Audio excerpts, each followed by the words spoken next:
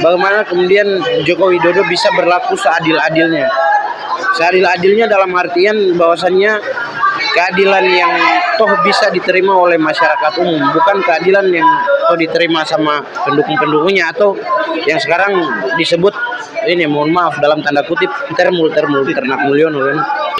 Ya, Bismillahirrahmanirrahim. Assalamualaikum warahmatullahi wabarakatuh.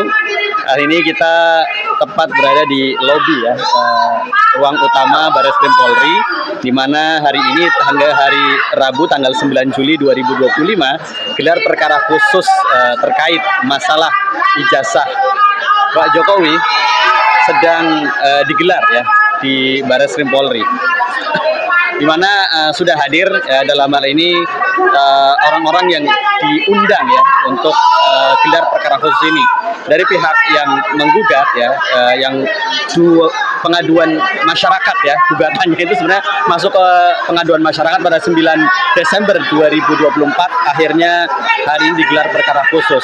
Di antaranya yang diundang adalah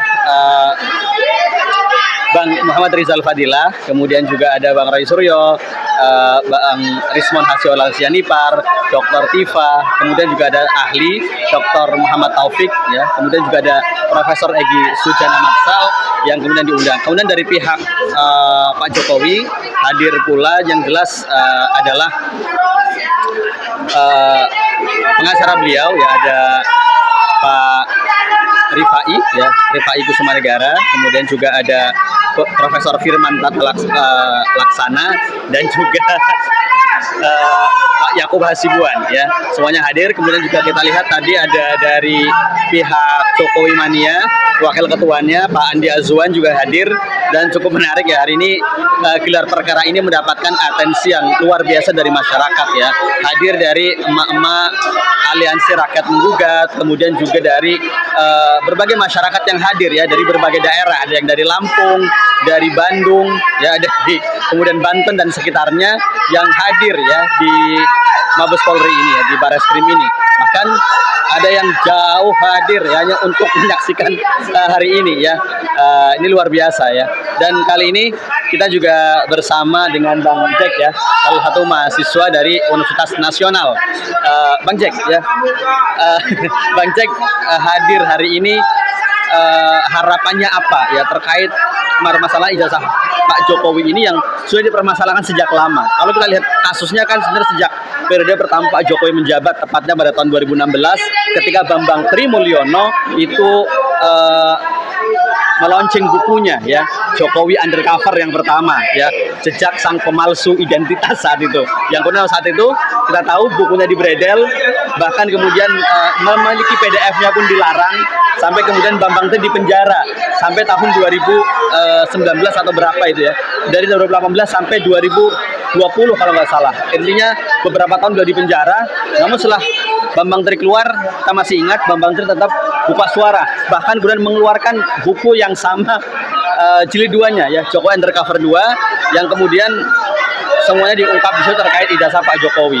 Dan kita tahu pada saat itu Pak Jokowi juga menang kembali di 2019 yang mengalahkan rival yang sama, Pak Prabowo saat itu.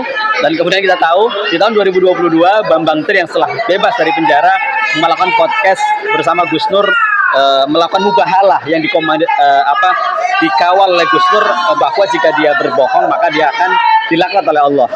Namun kita tahu akhirnya setelah itu Bambang Tri lewat beberapa orang kuasa hukumnya ingin menggugat Pak Jokowi di Pengadilan Negeri Jakarta Pusat untuk ijazahnya. Namun beberapa hari sebelum tanggal 18 Oktober sidang perdana dimulai, Bambang Tri dan Gus Nur malah diperiksa Bareskrim, langsung ditangkap sebagai tersangka, dan pada akhirnya kita tahu dipenjara dengan hukuman 6 tahun penjara.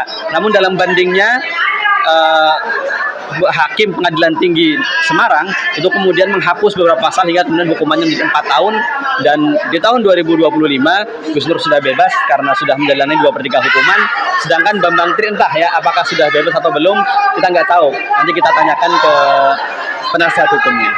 Menurut Abang harapannya apa dari gelar perkara khusus ini dengan ijazah Pak Jokowi yang sampai saat ini belum jelas ya, karena sampai saat ini fisik ijazah yang diklaim asli itu belum dimunculkan. Bahkan terakhir ketika Bareskrim menggelar ya laboratorium forensik, yang diperlihatkan di media kan foto dari fotokopian ijazah yang sudah legalisir, artinya belum fisik dari ijazahnya, walaupun dalam bentuk foto, yang membuat kita masih bertanya-tanya. Harapan dari abang selaku mahasiswa itu apa? Ya, bismillah, assalamualaikum. Tentunya penjelasan yang dijelaskan sama abang tadi itu sudah cukup ini ya, memperinci apa yang menjadi kasus daripada dugaan pemalsuan ijazah ini. Harapan saya secara lebih eksplisit dan lebih terperinci itu adalah bagaimana Jokowi bisa menunjukkan ijazah aslinya ke publik itu secara gamblang, secara terang-terangan. Artinya ada transparansi yang mampu membangun trust atau kepercayaan daripada masyarakat. Dan tentunya sebagai seorang mahasiswa, saya juga harus memiliki pandangan yang objektif. Hari ini tentu saya juga mendukung daripada kekonsistenan Bapak Roy Suryo dan kawan-kawan. Satu kekonsistenan yang benar-benar tidak bisa kita bantahkan, karena tadi pagi saya lihat itu benar-benar dibawa bukti-bukti yang sifatnya itu sudah menuju ke pembongkaran terhadap beberapa detail yang ada dalam ijazah itu, sehingga dia menggunakan beberapa penelitian akademik juga yang berkaitan dengan ijazah palsu tersebut. Dan tentunya harapan paling besar saya adalah bagaimana kemudian Joko Widodo bisa berlaku seadil-adilnya. Seadil-adilnya dalam artian bahwasannya keadilan yang toh bisa diterima oleh masyarakat umum, bukan keadilan yang toh diterima sama pendukung-pendukungnya, atau yang sekarang disebut ini, mohon maaf dalam tanda kutip, ternak mulyono kan. Saya mohon maaf kalau itu. Dan kemudian tentunya perlu ada tindakan yang tegas dari pihak aparat hukum, para pemerhati hukum juga. Perlu ada tindakan yang tegas untuk bagaimana menilik kasus ini lebih dalam dan lebih jauh lagi, karena ini merupakan bentuk daripada pelecehan terhadap nilai-nilai akademik, di mana ada pemalsuan skripsi ijazah yang dalam hal ini sebagai dugaan dan belum terbukti secara real. Dan apabila itu benar-benar terbukti bersalah, maka harus ada sanksi akademis yang diberikan kepada Joko Widodo selaku Presiden Indonesia yang ke-7. Dan yang terakhir saya melihat bahwasannya dalam rentetan kasus tuduhan ijazah palsu ini ada beberapa fenomena pelanggaran hukum yang jelas, dan tentunya bukan hanya saja di bidang hukumnya secara tapi ada juga di bidang-bidang hak asasi manusia, seperti bentuk pembungkaman terhadap kebebasan berekspresi yang ditujukan kepada Abang Gus Nur, Abang Bambang Tri. Itu kan merupakan bentuk pelarangan terhadap hal yang tabu begitu. Karena memang ketika kita melakukan kritisisme itu ya harus bisa dibalas dan diterima apabila kita memiliki jiwa kepemimpinan yang mendasar dan sudah ada sejak lama begitu. Apalagi Jokowi ini kan seorang presiden dulunya kan. Tentunya harus bisa berjiwa besar. Makanya kami di aktivis mahasiswa itu sangat mengedepankan berjiwa besar sebagai seorang aktivis, agar kita mampu menerima kritik, mampu memberikan kritik, dan kemudian mampu melahirkan solusi. Dan mungkin yang paling ingin saya tegaskan di sini, masalah tuduhan ijazah palsu ini kita nggak usah bicara banyak-banyak, bicara fakta, masalah, solusi, itu aja selesai. Faktanya hari ini beredar isu ijazah palsu, kemudian masalahnya Jokowi tidak bisa menunjukkan keabsahan dan keasliannya. Solusinya ya tunjukin aja depan umum. Itu aja, saya pikir cukup ya. Terima kasih. Yang terakhir ya, menurut abang sendiri apakah kasus ijazah palsu ini bagian dari pembuktian bagi publik atau sudah masuk ranah politik? Tapi kalau kita melihat di Indonesia, kasus terkait ijazah palsu ini kan bukan kasus yang mengada-ngada. Secara jurisprudensi, fakta-fakta hukum juga ada. Misalkan bagaimana kasus yang terjadi di Sumatera Utara ketika calon gubernur Sumatera Utara Jopinus Ramli Saragih yang merupakan bupati 2 periode Bupati Simalungun itu terbukti SMA-nya palsu ketika mau mendaftar sebagai calon gubernur Sumatera Utara 2018. Akhirnya digugurkan oleh KPU Sumatera Utara. Kemudian yang terbaru bagaimana di Pilkada serentak 2024 ada beberapa orang yang kemenangannya dibatalkan karena kasus ijazah palsu. Wali Kota Palopo terpilih Trisal Tahir itu kan dibatalkan kemenangannya karena ijazah palsu. Kemudian kasusnya lagi almarhum Abah Nurul Komar ketika maju sebagai rektor di Universitas Muhyiddin Santoso Brebes. Nah, itu kan akhirnya terbukti bahkan sampai di penjara. Namun kita tahu Abah Komar saat itu legowo dengan menyatakan permintaan maaf dan dia dihukum selesai. Artinya ya memang palsu itu di situ, ada kepalsuan di situ.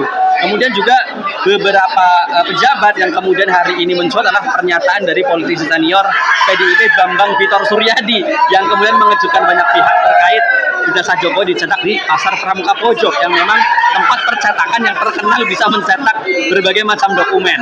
Ya. Yang kemudian ya Pak Vitor sendiri mengakui bahwa beberapa politisi PDIP saat setelah reformasi 98 itu yang kemudian banyak menjadi anggota DPR yang tidak punya ijazah itu mencetak ijazah di situ. Itu kan sebenarnya pengakuan yang di satu sisi pengakuan jujur. Kalaupun dia berbohong, dia nggak mungkin dong membuka aib partainya sendiri. Tapi saat beliau membuka aib partai sendiri, artinya beliau pernyataan beliau saya yakin jujur ya. Menurut Abang, bagaimana agar kemudian ini bisa selesai ya? Apakah terkait Pasar Pramuka Pojok dan lain sebagainya harus diselesaikan karena pada faktanya terkait ijazah ini kasus yang pemalsuan itu banyak ya, termasuk bagaimana disertasi yang palsu juga UNJ pernah kena kasus, termasuk UI bagaimana Menteri SDM Bahlil Lahadalia yang secara singkat ya kuliah S3 dan kemudian akhirnya ditangguhkan gelar doktornya. Silakan Abang. Ya baik. Menurut saya pertanyaan seperti apakah kasus dugaan ijazah palsu ini akan menjadi sebuah fakta hukum yang gamblang yang bisa diterima masyarakat atau juga ada kaitannya dengan tendensi politik. Apalagi yang dibicarakan dengan senior dari politisi PDIP yang mengatakan bahwasannya ada keterkaitan Pasar Pramuka Pojok dengan pemalsuan ijazah Joko Widodo ini, hal ini sebagai dugaan. Maka yang kita lihat di sini, apabila kita menggunakan kacamata yang objektif, berarti memang ada dua poin penting yang perlu kita perhatikan. Ya.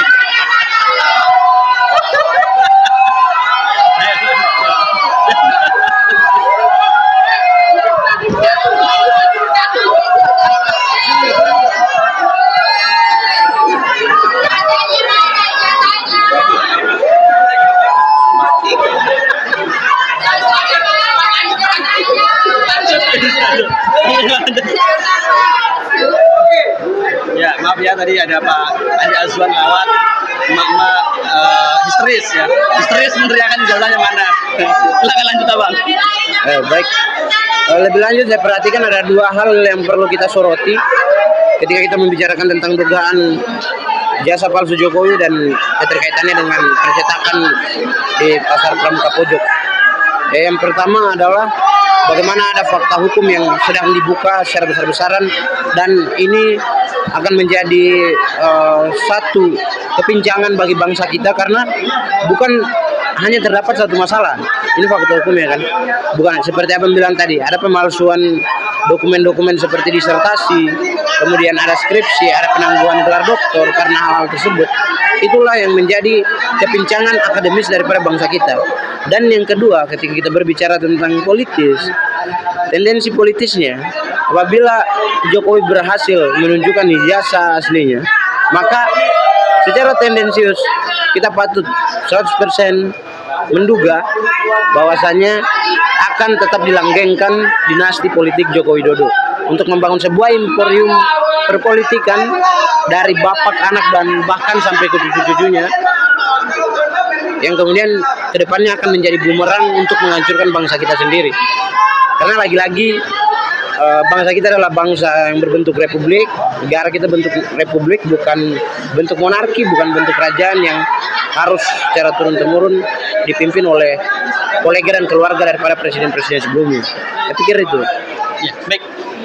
Terima kasih Bang atas waktunya, dan kita akan menunggu ya di sini sampai kapan, mungkin bisa sampai malam ini karena sepertinya gelar perkara khusus ini pada akhirnya akan membuktikan juga. Tapi kemungkinan ijazah asli, maksudnya ijazah yang merupakan tidak fotokopian itu akan dihadirkan, sebenarnya tidak akan dihadirkan sepertinya. Karena kalau kita lihat terakhir pernyataan dari kuasa hukum dari Pak Jokowi yakni Yakub Hasibuan mengatakan kalau ijazah Pak Jokowi diperlihatkan akan terjadi chaos ya.